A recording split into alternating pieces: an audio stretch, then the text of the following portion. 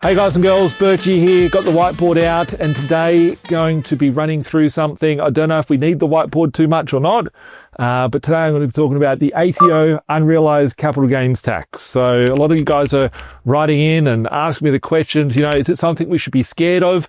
The ATO's come out, so they're going to tax a super fund. What does it mean? Is it going to impact you? Where is the catch?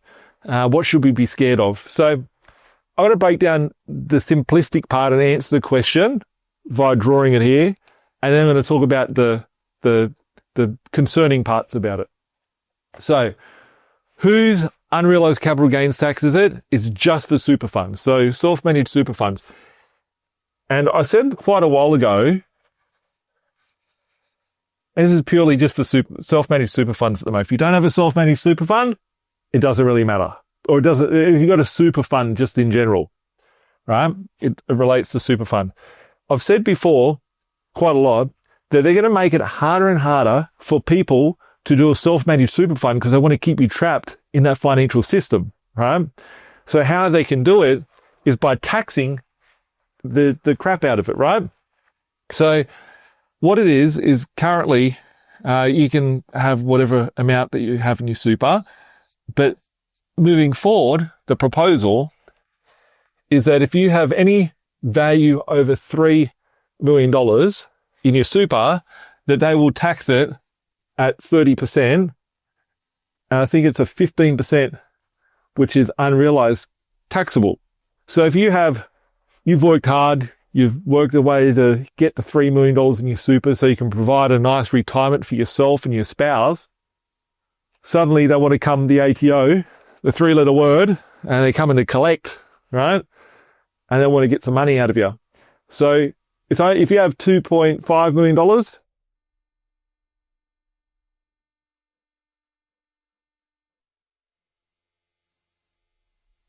it doesn't affect you. It's only when you get to the $3 million mark that they want to start taxing you over that amount.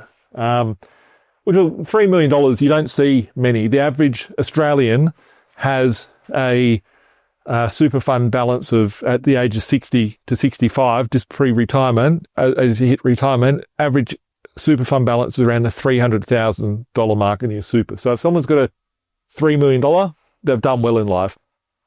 But doesn't mean that this thing ain't scary. So I reckon this might only affect a small majority of people. It will affect some of my investors that have helped get to large super fund balances. Yes, it will. It will involve more auditing processes, an annual valuation of your assets that are in the super fund, and then they'll start taxing you on that. And then the thing is that if they start taxing you on, let's say you got $3.5 million in your super, there's $500K, they're going to want, $75K worth of money on that unrealized $500,000. So if you had 3.5, 500 grand is over the threshold, 75 grand is what they want to tax you on. You have to find that 75K from somewhere. So you go, shit, I've got to go sell $100,000 worth of my stuff. And then it starts a domino effect of, So that in itself isn't going to affect 99% of you. So nothing to worry about there. But the concerning part is that feels a lot more like communism. And let me say, in the 40 years that I've been alive, our lives have never gotten better where they go, hey, we're going to relax something, right? They're always making it fucking harder. It doesn't matter from when you're a kid.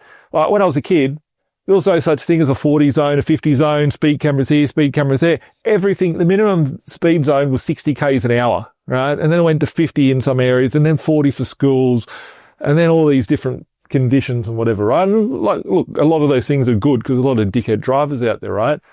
But the thing is that throughout our lives, there's more and more pressure, more and more controls on you.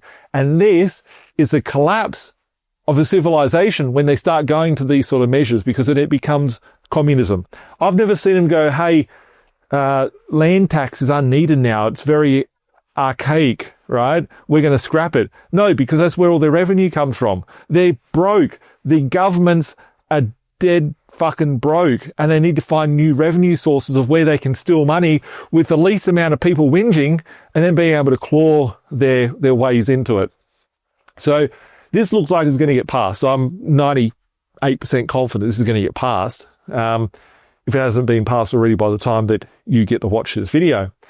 The bigger concern that I have, and this is the fall of every empire, is that the rulers lose money, and then it's the collapse of their financial system. And this is the start of it because they just keep adding all these new taxes in there.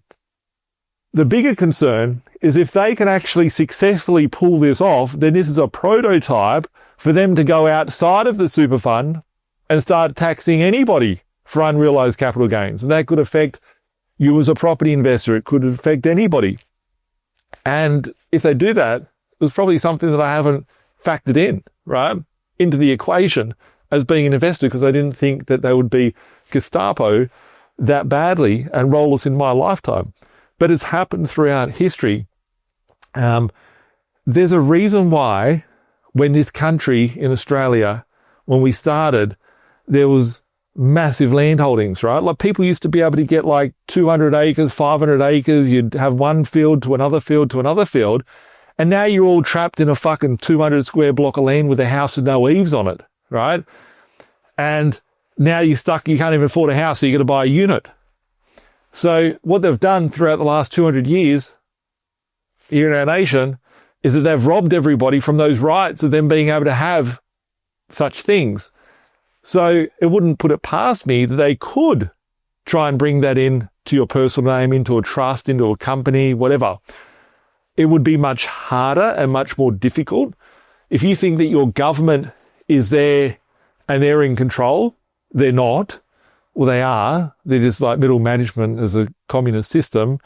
They're just the puppets. There's always a puppet master. And you think who's funding and who's fueling and who's the wealthiest? The wealthiest have the power, and the power control the decision-making process.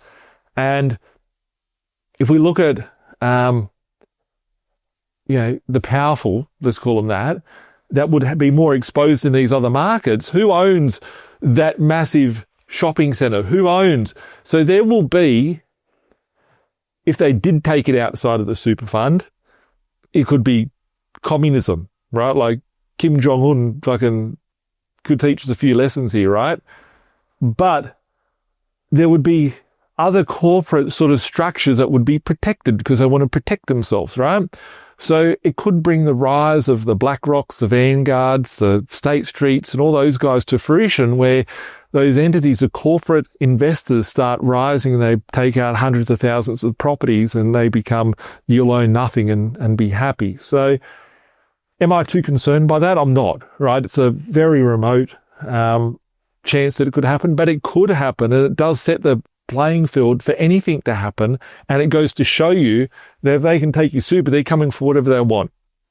And if it got to that level, I've always got a plan B, a plan C, a plan D, E, F, G, H, I, J in my head. It'll just mean that I'd have to be more different in what I do in life. And I would probably be open about that, to talk about it if it ever got to that level. But I'm not giving it too much life because I don't feel that it's a imminent risk of, it's a potential, right? We've all got risks around us every day in all aspects of our lives. It is a potential risk, but it's not something that has a high value, so I don't give it too much life. But there would be solutions there that I've already thought about many, many years ago because I don't trust the system. I just don't trust it. That's why I wanted to exit myself from that system.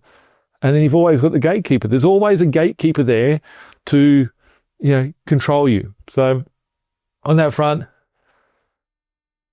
what is the ATO, just capping off, unrealized capital gains tax purely for super funds for balances over $3 million.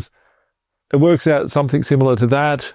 It isn't stupid amounts of money that they're going to take, but it does send off alarm bells. And it is a very good, saucy discussion that can be thrown around on a political front or a news front.